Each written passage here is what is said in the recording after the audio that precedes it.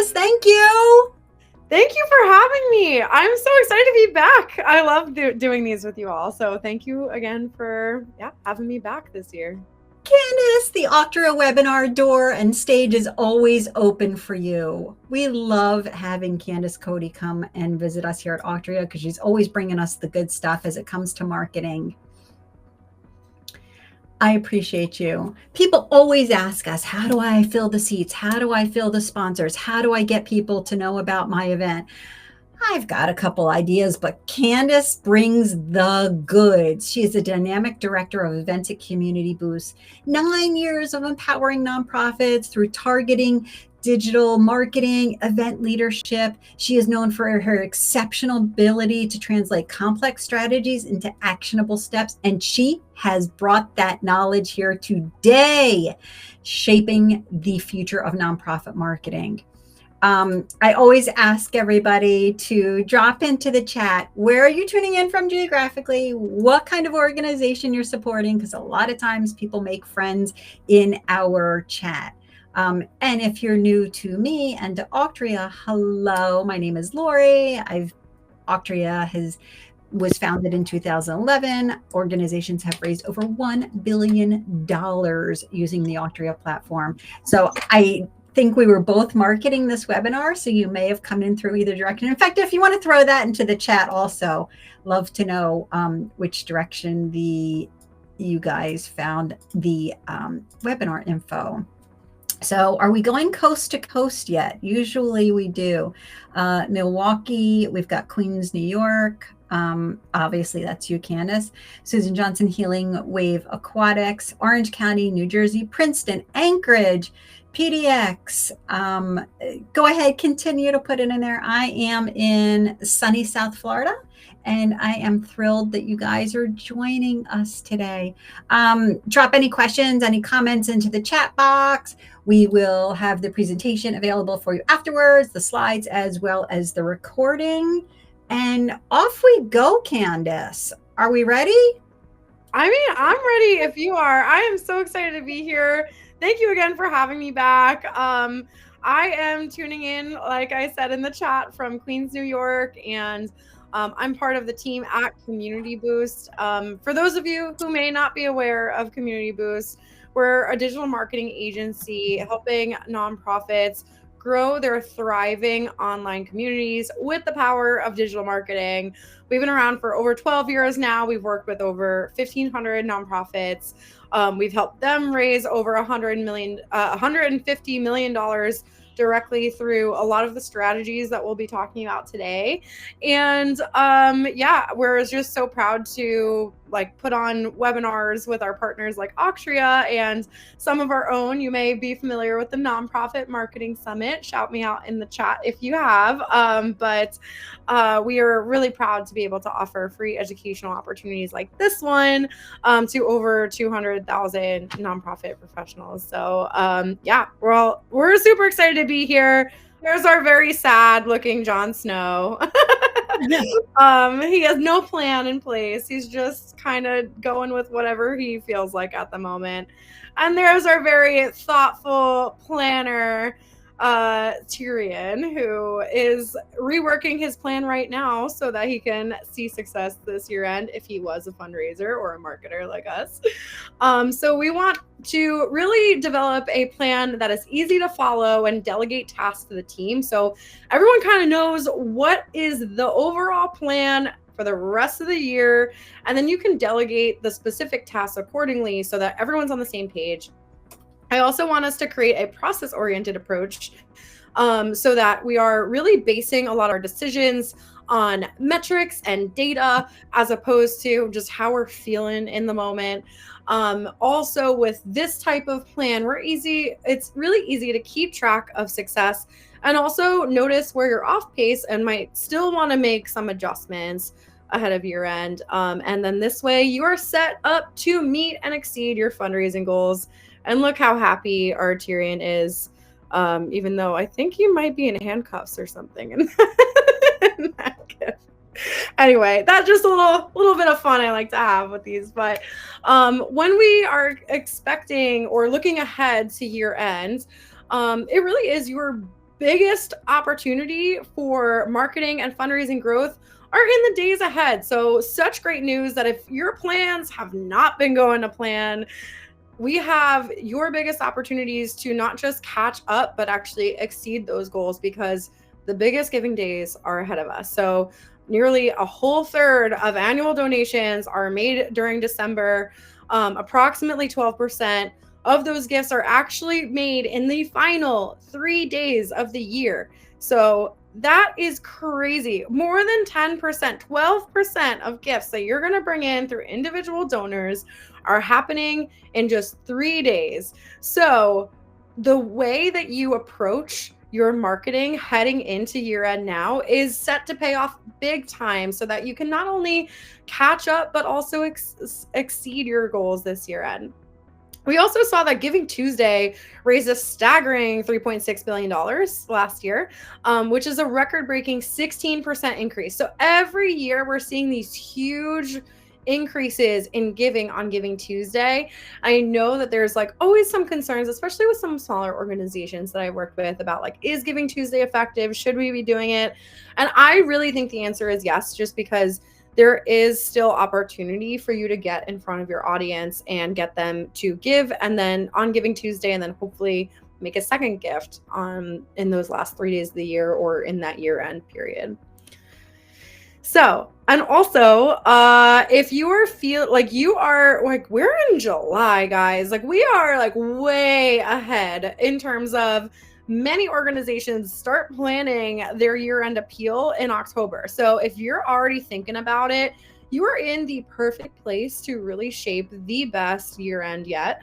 So you're ahead of the game. And November and December are when a lot of those asks really happen, and we'll talk about how you can build a year-end calendar for those months as well, so that you have that plan in place too. So and this stat, when I saw this, it actually hurt me a little bit. About 60% of nonprofits only make 1 to 3 donor touches during their year-end campaign. And so this breaks my heart, because there's been tons and tons of studies and just general knowledge out there from many different sectors, not just the nonprofit sector, that it actually takes about 7 to 8 touches with anyone in your community to move them to do something. So if you want people to make a donation during the year end, you want to get in front of them probably about 7 or 8 times. So again, we'll talk about how you can weave this into your strategy.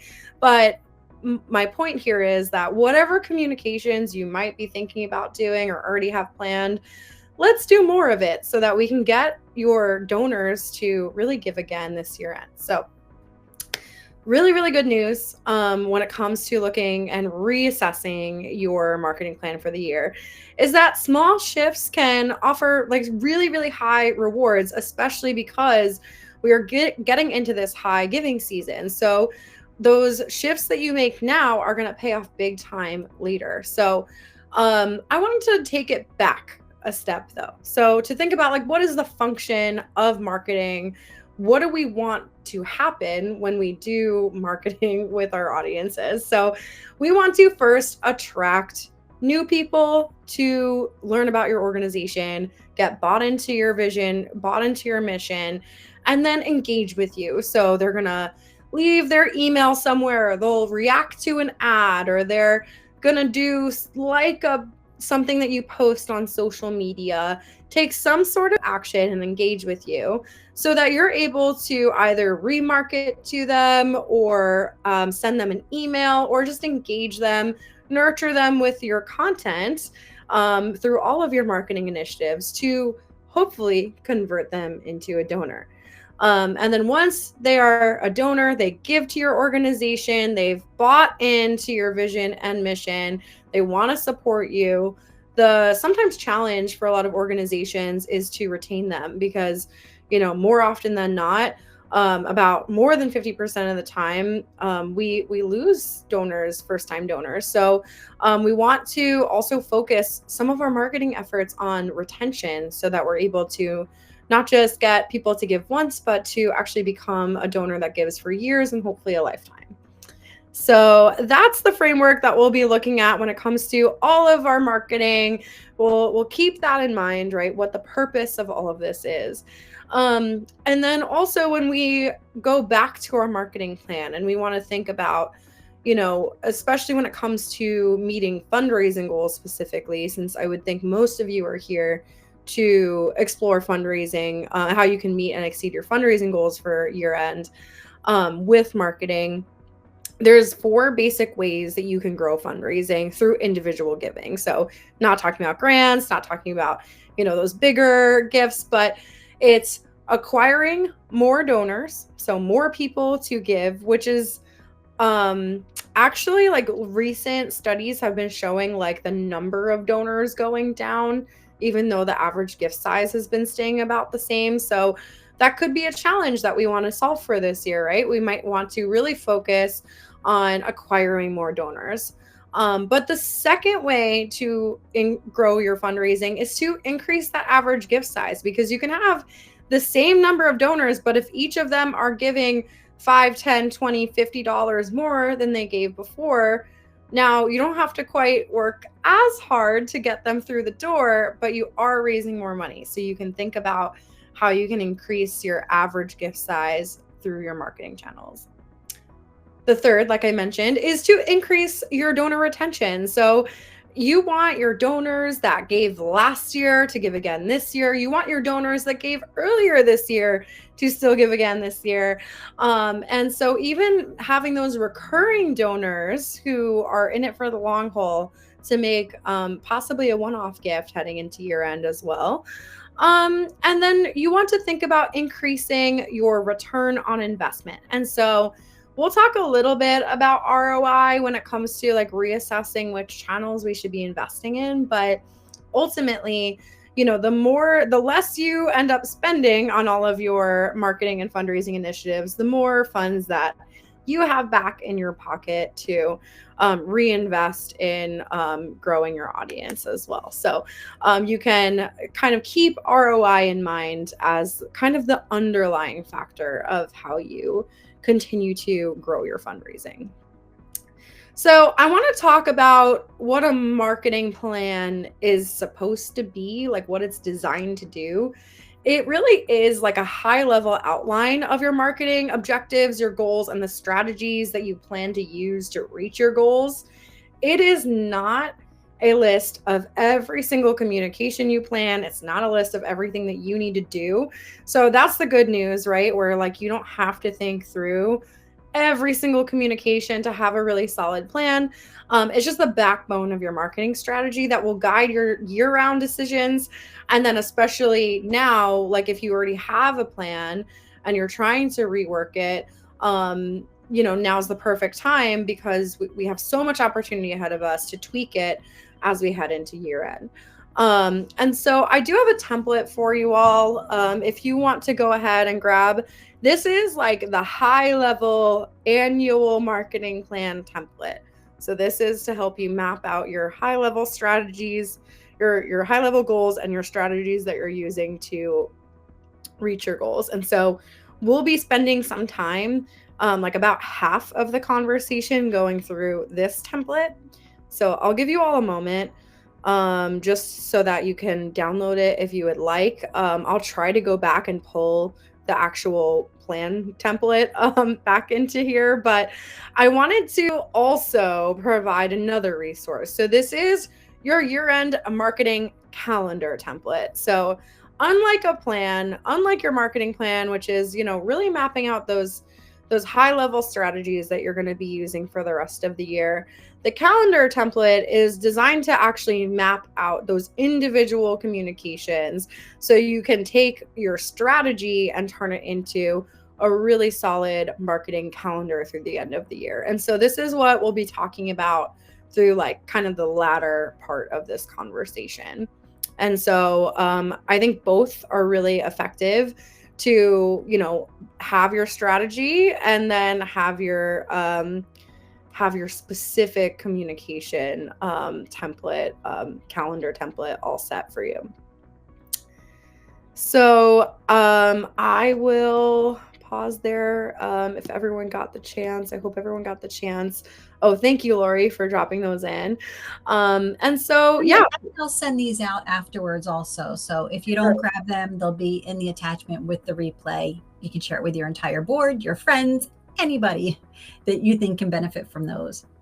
Amazing. Thanks, Lori, for sharing. And so yeah, now that we have, hopefully we grab those templates, or you can just revisit them later. But I do want to talk about getting into reworking your 2025 marketing plan. So in that template that I shared, you'll see there's like 9 pieces to that overall nonprofit marketing plan template. It's a summary of your organization level initiatives, doing a SWOT analysis, pinning down your target audience, mapping out your donor personas, doing a little bit of competitive analysis, which I think is really interesting, and then mapping those specific organization initiatives to your marketing goals. So mapping your marketing goals and aligning them with those organization initiatives. And then last but not least, like defining those exact strategies, key performance indicators, and the exact channels that you plan on using. So we'll be referencing some of these things throughout the next portion of this. But I do think that as we head into reworking your marketing plan ahead of year end, I also want us to keep the year-end campaign timeline in mind. And so this is like a very like general framework that we use with our nonprofit clients.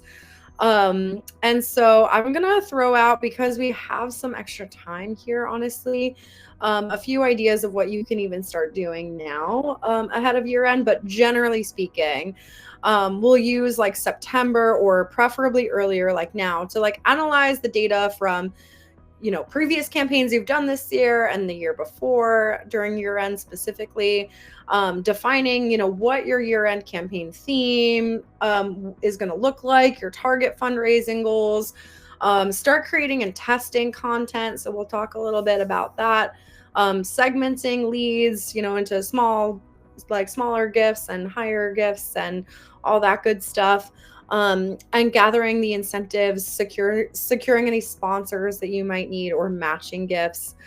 So that's usually in this time frame. So like right now through like September is really your time to kind of like lay that baseline groundwork for a year end. And then a lot of the communications that happen once you have that year end campaign in mind, October is really the time that you want to start re-engaging your audience. And this looks like thanking them, not asking for a gift actually, and just thanking them and engaging with them and posting engaging content, which we'll talk more about. You want to grow and remarket to your audience. So think about like, really just creating all the warm, fuzzy feelings, getting people primed so that they know that you care about them ahead of year end.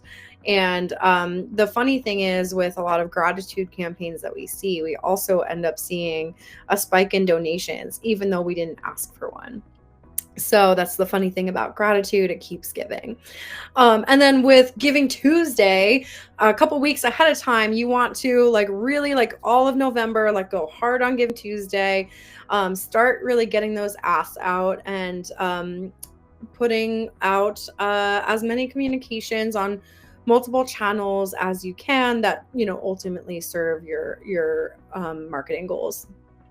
And then when you think about December, that's just like moving people from like we like say that this is like kind of the consideration phase. So you've now done the work of engaging your community, like, and getting them to a point, but now we want them to convert. So a lot of that is going to look like getting in front of them again, making those additional touch points so that you're helping convert as many of the people who have engaged with you as possible. And then, of course, that big finish, that last week, especially those last 3 days, is all urgency, urgency, urgency, urgency, getting people to cross that finish line, making that final gift. for the year, and so that you can really close out on the highest note possible. And then, following up with gratitude again. So it's just like a gratitude sandwich, having that gratitude initiative. And then what we like to do at Community Boost is to then channel that into recurring giving programs. So getting the people who gave during year end to actually convert into recurring donors, which you could even move to part of your strategy for year end as well. So I've started to see a lot of organizations do that too, where they're asking for recurring gifts during year end, which has been, I think, really successful for them. So, yeah, so that's like an overall look at what we have coming up for us the next few months. Since I do think that most of us here are probably prepping for or looking ahead to year end. So with year end sort of in mind, but it might not be your only initiative, right? You probably have some other things going on outside of just the year end campaigns that you're doing. But going back to that high level marketing plan. So we're looking at your marketing plan for the year. So if you have one handy, now is the time to look back at the first half of the year and see, are things still the same? Because with so many changes that are happening in our sector right now, there is a lot that is changing. And so it's probably never been more important, actually. I can only think between now and during COVID that there's probably been so many shifts at organizations in such short time. So you want to even look back at those basic things. Is our vision and mission the same? Has that changed at all? Have we let some parts of that go, or did we need to adjust anything there? And just make sure that we're still baseline aligned on what it is we want to see happen in the world and how we're seeing it happen in the world. So let's go back to the basics, make sure our vision and mission is still the same. And if anything has shifted, now is a great time ahead of year end to, make any shifts if needed. The second big thing is, of course, funding and budgets. So for you, did you lose any grants? Actually, have you seen an increase in giving since that time, and you're actually ahead of your budget, which ahead of your funding goals? That would be great. But going back to seeing what are the missing pieces, where are we at in terms of our funding, in terms of our budget, and what has changed since the beginning of the year? Because you might have started with one budget in mind and are quickly realizing that budget might not be available all the way. And so by defining these things now, it can actually help us set better year-end fundraising goals too.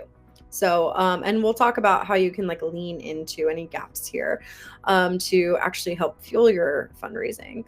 Also, same with team members and resources. I know even for myself, I thought there were going to be team members that are now not here. And so there's shifts all the time, right?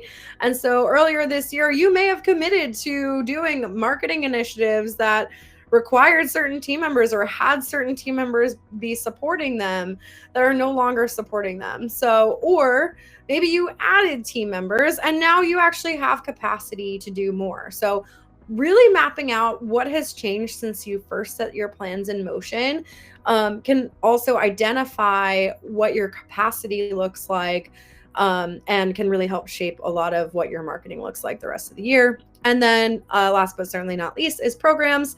Have you let some programs go? Have you started any new programs? What does your programming look like right now? Is it different than what you started with? And any fundraising gaps along the lines of the specific programming that you're looking at.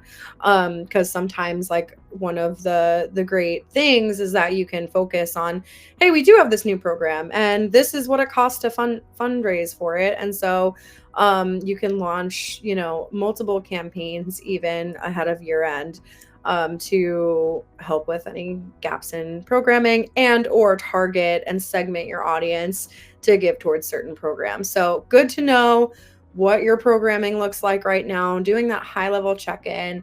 And this way you're able to map it out, right? So you have your marketing goals that you set for the year, does this still make sense? Do you need to let some of those marketing goals go because they're just outdated and it doesn't work anymore to move towards them? And like, where can we put our marketing goals now, so that they're serving the purpose of, the current state of the organization? So that way, you're all on the same page. Really good example of this is just, maybe for your goal for the year was to raise $350,000 through digital fundraising. And that's just, obviously one of the channels that you're using to drive gifts. But maybe you're behind on this goal and you're like, oh, we've only raised 100 of this, right? So you have 250 more to go.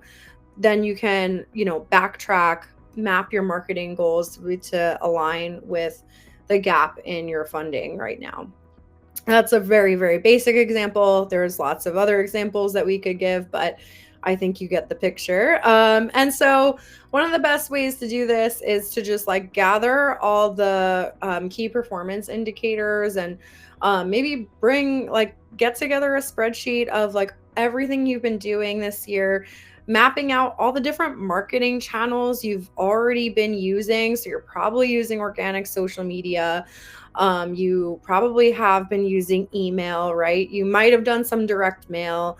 You might have, reached out to your board one-on-one to drive fundraising. So every single initiative that like channel that you used, if you had any goals around that towards the start of the year, and, mapping it to what's actually happening right now, and then calculating how that's going towards those goals, mapping out any spends that were required. Like, for example, direct mail can get really spendy, and mapping out like what the return on that investment is.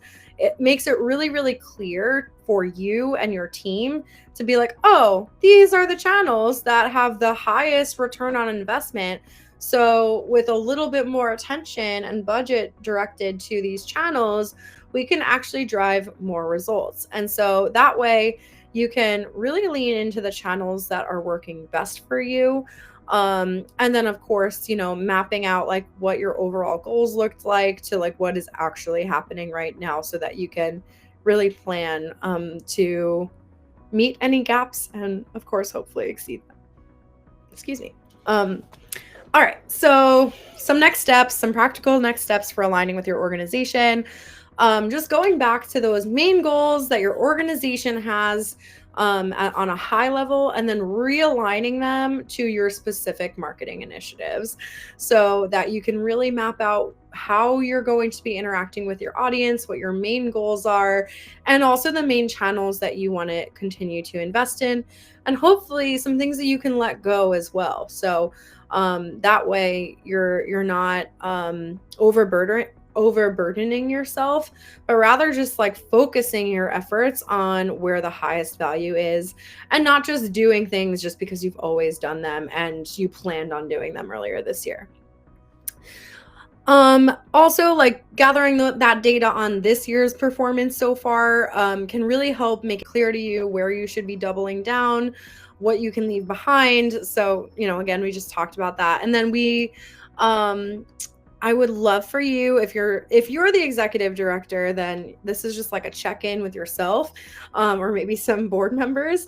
Or if you are on a marketing or development team, now's a great time to book a meeting with your ED, getting the leadership insights and buy-in for shifting these strategies. Because if you come prepped to a meeting with a spreadsheet like this and say, hey, I want more budget so that we can invest it into Facebook and Instagram ads because it drew this high ROI, that will really, really help you get the budget that you need in order to actually meet and exceed those fundraising goals and get that buy-in from the team.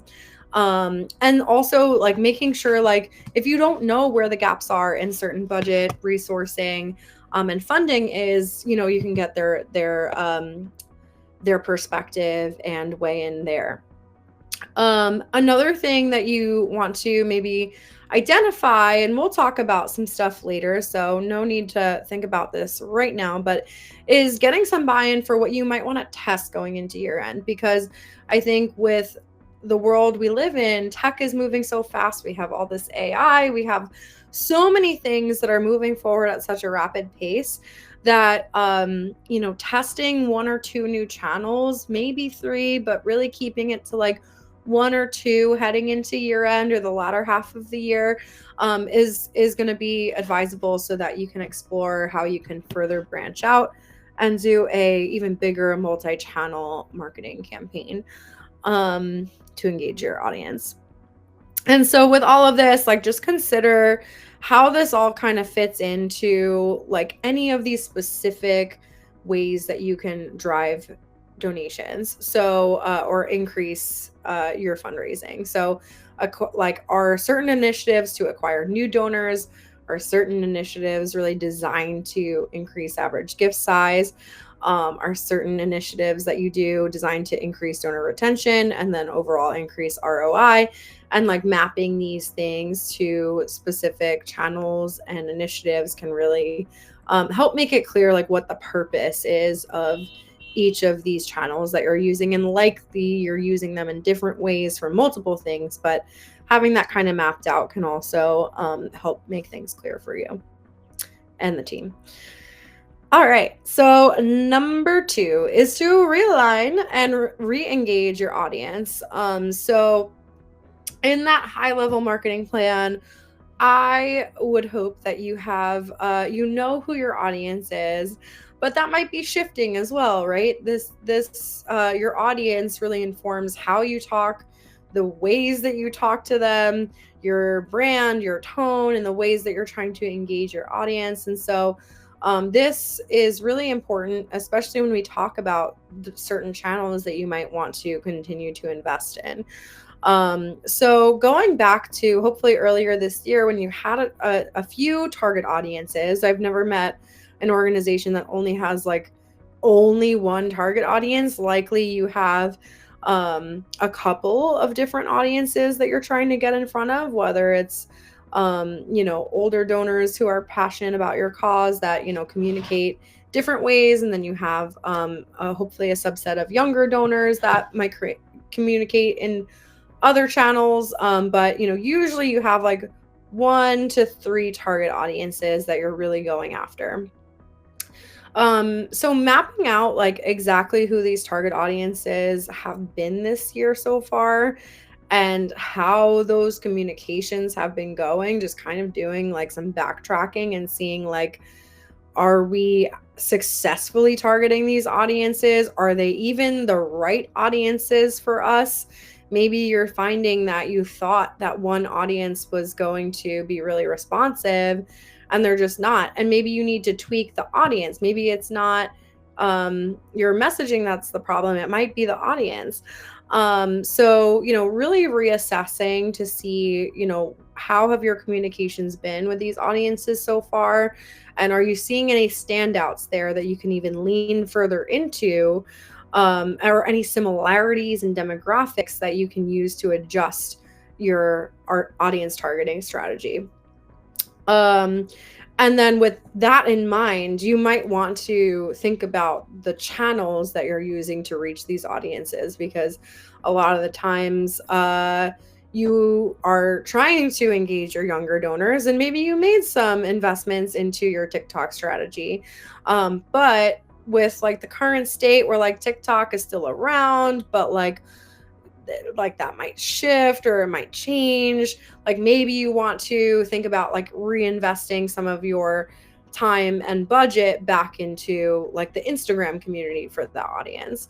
And I always like to see, like, I think like a lot of really interesting things can come from not exposing, like I would never recommend exposing any donor data into AI, but I know organizations that have used like a ChatGPT or maybe like a Microsoft Copilot or any like Gemini, whatever you're using to refine your audiences and maybe tap into new ones. So if you want to play with your AI of choice, and say like, okay, here's the audiences we've been going for, you know, like what new audiences can we tap into, or what do you think that we can use to refine refine our audience, you know, playing around with that and maybe uploading some like general donor demographics, not their names or anything or emails, but general donor demographics into an AI. It can actually help spot similarities that you wouldn't have spotted on your own. So it's really interesting what you can do when you play around with it. And so then, you know, defining your target audience does look like analyzing your current donor base, going back and looking for any similarities in demographics or giving patterns, collecting data from focus groups in your community. I'm a big fan of donor surveys, and now is like the perfect time, especially like summertime, the perfect time to do a really good donor survey to learn more about your audience ahead of year end. So that you have the demographic data if you don't have it already. And then also exploring, you know, who similar organizations might be targeting so that you can tap into new audiences. So, I mean, I always like to check out, like if I'm a water organization, I'm going to be checking out Charity Water's page to see like, okay, like what kinds of posts are they doing? Maybe I'll subscribe to their list and see what kind of emails they're doing, and like think through like, okay, who are they targeting with these with these types of communications, and you can also kind of work backwards and use that as inspiration for who you might want to target. Also, now is a great time for some persona and messaging reevaluation. So this is taking that general audience that you've mapped out, so your 1 to 3 audiences, and then actually assigning this to a person. It's like a character that you create.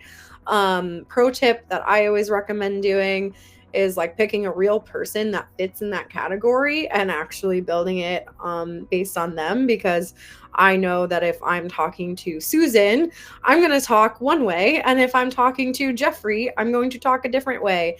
And so that makes it really practical and less like heady to imagine how you might talk to these people, and actually like imagine a real person that you're crafting communications for. And then of course make some light tweaks along the way for the general audience, but that can really help you refine some of your messaging to these audiences ahead of year end specifically.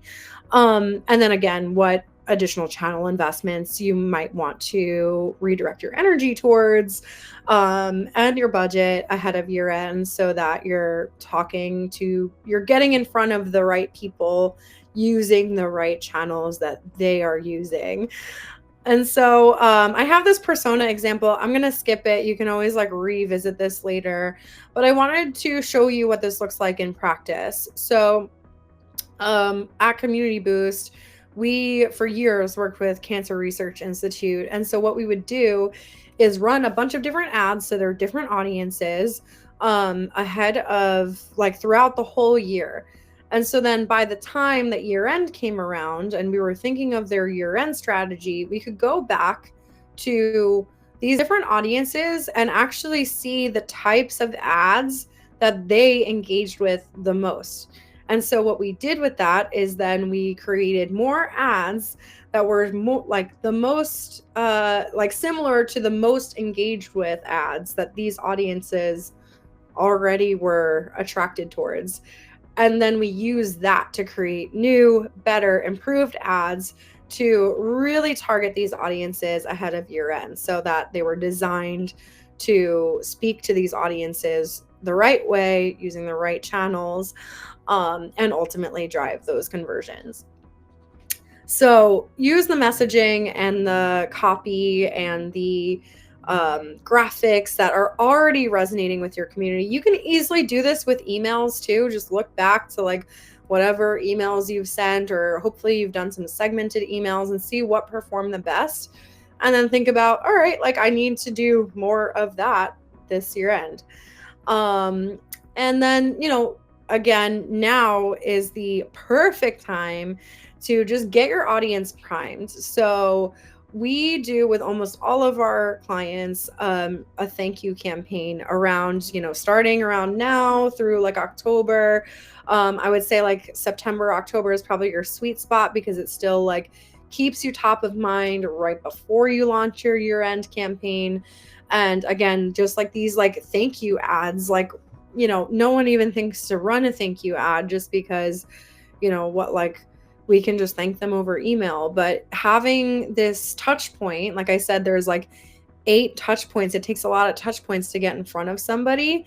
And to have a thank you email and a thank you ad and some other initiatives that you might want to do to let your audience feel that you are grateful for them ahead of year end, again, tends to even result in gifts from the thank you ad or from the thank you email itself. But the whole purpose of it is just to get your audience engaged with you. And what's great about this too is that those that do engage and those that do react, you now have more information so that you can remarket to these audiences on whatever channels you might be using. Most of the time you're able to, take, okay, there's that 4.4K that reacted to this Souls for Souls. Now I know who I'm going to market to for my ask this year end, and I can remarket to them, and it ends up being a lot cheaper than if you just had a campaign that went far and wide. So I will pause here. I know we have about 10 minutes left, and I actually have some really practical next steps for you when it comes to like year end specifically. But if you need help with your year end or your marketing plan as we look ahead to year end, I want to invite you to book a time to chat with our team for free. We'll kind of go over your marketing goals for the year, where you're at right now, and map out the best next steps for you. And if you want to come prepped with something to review, by all means, but ultimately, like, our team will just ask you all the questions and lead you through the whole thing. So our hope is that we can leave you with a really good plan heading into the latter half of the year. And so that's a resource for you. Next steps would just be to like really mapping those initiatives. So, you've spotted the gaps in your funding and budget and resourcing and all of that. You've mapped out, what your goals still are and what you still need to achieve. And then just taking all of that and making it really practical for your organization with specific goals and initiatives you're doing heading into this year end. And so once you map out all those goals or whatever, you want to then translate that into your marketing calendar. And so this is not intended for every single communication between now and year end. But the idea is that you might want to start like mapping out your marketing calendar starting around October 1st. So the idea is that it's for a specific time period. You're mapping out each communication, the channels that you're using, the audience that you're trying to engage with. Are you trying to target new donors? Are you trying to get in front of older donors? Are you trying to retain existing donors? Mapping out all the different communications, the dates of sends, the general description of why you're sending the email or the topic of it, a call to action. Do you want them to make a gift? Do you just want them to feel thanked or, link a resource or something?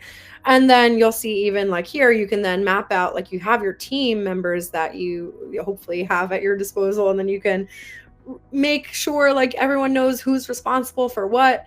And then, mapping everything so it's like scheduled, it's drafted, it's not started yet. And that makes it really easy, again, for you to delegate and set yourself and your team up for success. And so this is something, again, that's going to come in handy more towards like that year-end time frame, October 1st and on. So hopefully this is helpful, a helpful resource for you. I mapped out, exactly that list of things that I recommend having. It's in that year-end calendar template for you already, so you don't have to make your own. But if you want to make your own, you can use this as a baseline framework. And yeah, with like just a few minutes left, I'm gonna just drop you a few ideas of things that you can do to maximize your results this year end. So you have all these marketing plans, right? But the whole thing, especially if you're doing a digital marketing, is trying to get them to your donation page or your campaign page. And so you can have the best marketing in the world, but if you are not set up to convert those people that land on the page into donors, you are missing out big time. So right now, ahead of year end, it's July, you have plenty of time to make some shifts, and either like adopt new software or improve your current software to optimize your donation page so that you can get more people that land on the page to actually continue with that donation. And so now's the perfect time. Your donation software can also, default gift amounts that drive up that average gift size. So you can even, have a strategy for increasing average gift size that really just starts with your donation form, and, maybe think about those like recurring options being featured and or defaulted. Video is huge. I think like TikTok and Instagram and all of the platforms are preferring, including LinkedIn, preferring video right now. And what's great about right now is that it doesn't have to be high quality video. It's most of the time it's just someone talking in front of their phone. And so thinking about ways that you can incorporate video content into your strategy will make it easier for you to drive engagement, remarket to those audiences, because especially on YouTube and Facebook, if people watch even a second of a video from you, you can actually remarket to those audiences because it's all tracked, and then you can get in front of them again. And so now you have a real pipeline to drive people to make a gift during year end.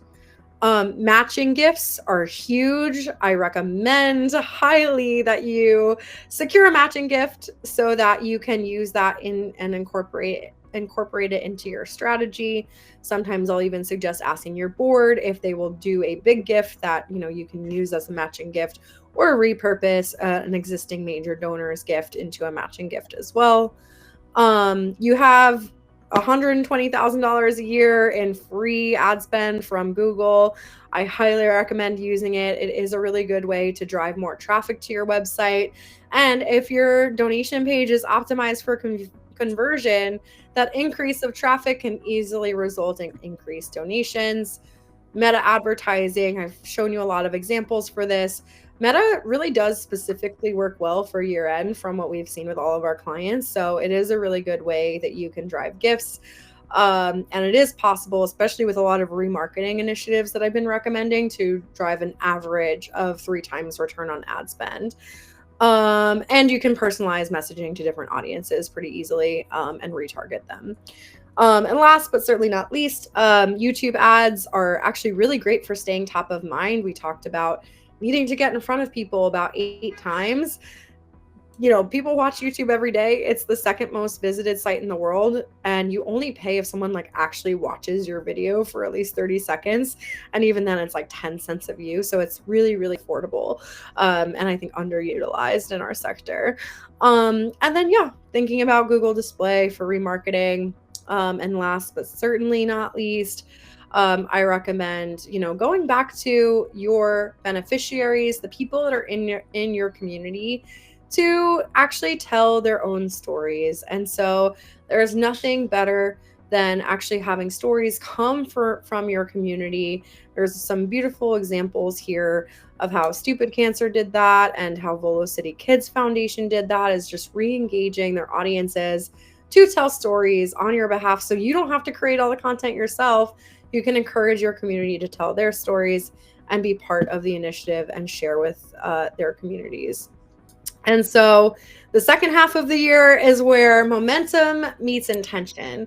And so let's not just coast through year end. Let's create with clarity, connect with purpose, and close out 2025 stronger than ever. I hope that you feel ready, just like Jon Snow suddenly feels right now, with a plan in place and prepared. And so, I have like a recap of some of the suggested channels. You can like go back to this later. I won't rattle all of them off, but I wanted to bring Lori back, to share a little bit about event and auction to-do list right now. Certainly not as extensive as Candace's, but we do have full webinars on that as we kick off the season that we'll be sharing with you. Love for you to come to those, talking about some of the newest Auctria features that rolled out for the season. But since we're talking about marketing and we're talking about preparing for event season, I want you to, just like you were reviewing your marketing campaigns, review your data from your last event. I want you to work on your timelines, when you're going to open your tickets, put out the save the dates, talk about sponsorships now, have those open for sale. The longer the lead time you have on that, the longer the cash registers are open, sooner you can recognize those sponsorships. And I always say sponsors beget sponsors. Once they see one on there, they're going to want to be there with the other people. So the sooner you sell those, the more the sooner you'll have that cash flow and be able to do a lot of these other things that Candace is talking about, because cash is king. Tickets and tables, schedule your emails and your social media. And Candace talked about this also, looking at AI. If you haven't taken a deeper dive into AI, now's a good time. It's a little slow during the summer. We did an entire webinar on AI usage for nonprofits. Happy to share an AI guide with you. So dip your toe into that pool and see how that works out for you as well. Candace, did you want to move on to the next page? Yeah, well, my very last and final thought here in our last minute is just Awesome. I would love to help you put your marketing plan into action. Our team of digital marketing experts is here to sit down with you. We'll ask you about your goals. We'll ask you how far you need to go, and we'll help you map out those marketing initiatives that other similar organizations we've worked with have seen work really well. And so we'll kind of spot your biggest marketing opportunities through the end of the year for you. So a little marketing genie in your pocket, if you will. So you can book a time to chat with our team. And Lori, thank you so much for having me. I'm so excited to have been back. I hope this was helpful. I know I talked like the whole time. I'm happy to stay on for a couple questions still, but thank you again to everyone for spending this time with me, and I hope you found it valuable. That'd be awesome. I'm also going to drop another link in here. This is a link to our Facebook group, Auction Team Talk. I swear this is the nicest page on Facebook. I think, Candace, you're on there too. People ask each other questions all about auctions and event fundraisers. Professionals like Candace answer those questions, as well as event planners, auctioneers, and people that are actually running events in their organizations. I know sometimes you're just a small part, whether you're the fundraising team or the event team, you're a small part of the bigger organization, but to be amongst all of those people that are doing that, it's such a refreshing area because they know exactly what you're going through. Candace, there was one question that had come up, and they were asking about, do you have any examples of donor surveys or donor persona? I forget exactly what the question was. Let me pull that up. I saw it. I think it was donor surveys. Yeah, you had mentioned that, and I was wondering if you could elaborate on that a little bit. Yeah, definitely. And I'll probably drop in like a resource from like one of our many partners that we've worked with, because like we don't run a lot of donor surveys ourselves. But a really great thing about a donor survey is that it actually like opens up a conversation where, like, I think what happens for a lot of nonprofits, it's a lot of like, how can I communicate to our audience? And then it really is, in any relationship, it should be a two-way conversation. So the donor surveys are generally really effective because donors want to provide that feedback to you and want to tell you more about why they gave, or which programs they're most interested in. So, some really good things is just to ask, is like maybe an open-ended question is like, why is this cause important to you? You might even get, an idea from that of like, maybe there's a few donors that have potentially incredible stories that then you can pull into your strategy. Like which campaigns or programs interest you the most, because that's a really good indicator of where you might want to segment your marketing efforts. if like asking a question like how much of an impact do you feel like your gift has, could be insightful so that you know how to follow up with them after they make their gifts, or know that like they're saying that they never see like any information, but maybe you have it on hand and they're just like not getting it for some reason, and then you know, oh, we should probably post this on a few other channels, or like like figure out a way to get it to them individually or whatever works best. And like any preferences in communications, like which channels do you like to be communicated with on? Do you like phone calls? Do you not like phone calls? Do you want text? Do you want emails? Like having that data is really interesting, because then you know exactly really the ways that you should be, interacting with these people. And then you can also use that like subset of donors that do submit this to guide your overall like marketing initiatives to those audiences as well. Candace, I have a follow-up question on that. Are you suggesting that they run that all year long after somebody makes a donation, or should you do it once or twice a year and get a snapshot? I mean, I think both could work, I would think after a gift is a great time to be asking those types of questions, but you would probably want to tweak it a little bit, like, because if you haven't had the chance to even you know get them a report on how their gift was used, like they probably won't know yet, Right. so it probably just looks like different questions that you'll ask like after a gift that's automated, that goes out automatically, or in specific sprints that you do throughout the year. But now is a great time to do a sprint and maybe even set up that automation in your post donation email automation workflow. Your automation. Your Love automation. that. Wonderful. Any other questions? Any other comments? Any other suggestions for future webinars? Feel free to drop it in here or to email me back after the session closes. I'm happy to provide that.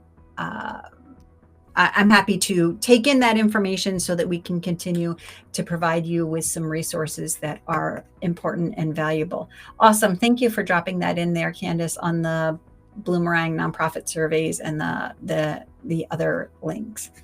I will, since we're after 3:00 and I promised that we would run for an hour, one last call for any questions or comments. Candace is kind enough to hang out with us and answer anything live. I love live webinars because of this exact time frame. I mean, you've downloaded all this information to us. We're absorbing it as quickly as we can and processing it. So it's a great chance to ask any questions, or go ahead and book a call with Candace as well. Candace and the Community Boost team. Every single person over there is as fabulous as she is. So any resources on marketing on a shoestring budget? Yeah. Google Ads comes in great. Exactly. That's one of the things I was going to say for sure, because so many of the organizations that we work with are in a very similar place. Actually, I'm going to put another link in the chat just in case anyone's interested. We have our accelerator program that works with organizations that are on the smaller side, and actually walks through exactly how you can do all of this marketing on a shoestring budget. So there's tons of resources in our accelerator. But the Google ad grant, it's a free $10,000 a month in ad spend that you can use for your organization. And if you're not like fully leveraging it, that is something that you can do now, especially heading into year end, so that you can drive more traffic. But beyond that, I would say email tends to be really affordable. SMS tends to be really affordable depending on which platform you're using. But you can always look into a Rally Core or some of those that are designed for smaller organizations. And I would also say, of course, you can do organic social, but even like small investments into remarketing ad campaigns. So not targeting new audiences through advertising, but just remarketing to existing donors is really effective in helping retain donors that gave last year or earlier this year to give again. And you can do that on a budget of, $500, let's say. So it's like, even with a small investment, just getting back in front of those same past donors can be really effective. And last but certainly not least is leveraging your community. I think that's like something that honestly most organizations under leverage, because I'm a big believer in like peer-to-peer fundraising. Your community is engaging with you, they give to you because they feel a connection and investment in your cause. They likely have their own stories to share. And so going back to kind of my last tip was, get your audience to share their stories on social, getting them to maybe even record a video and share that with their community, and tapping into your existing audiences and donors to share with their audiences is a great way to actually drive donor acquisition without really any budget investment at all. Awesome. I think you nailed that with an exclamation point at the end. Thank you, Candace. I appreciate you taking the time to pull this together for our people here. And we've got a couple notes in here. Amazing. Thanks from Takara. Takara, thank you for joining us today and spending a little bit of your time, as well as everybody else that's here in the audience. I see a couple people are typing. I see a thank you. Oh, that was you, Candace, of course. And at this point, usually I wish everybody bids that soar. That's not completely applicable today, but I do wish you fundraising that crushes the fundraising goal. So thank you and have a wonderful afternoon, everybody. Candace, I'll give you the last word. Lori, I'm just thankful to be here. Happy fundraising. I hope that you feel ready to go out to meet and exceed your goals. And yeah, thank you everyone for being here today. It was really great to be able to present this, and especially so early in the season, looking ahead at year end. So thanks again, Lori, for having me. Have a great day. Bye-bye. Take care. Bye.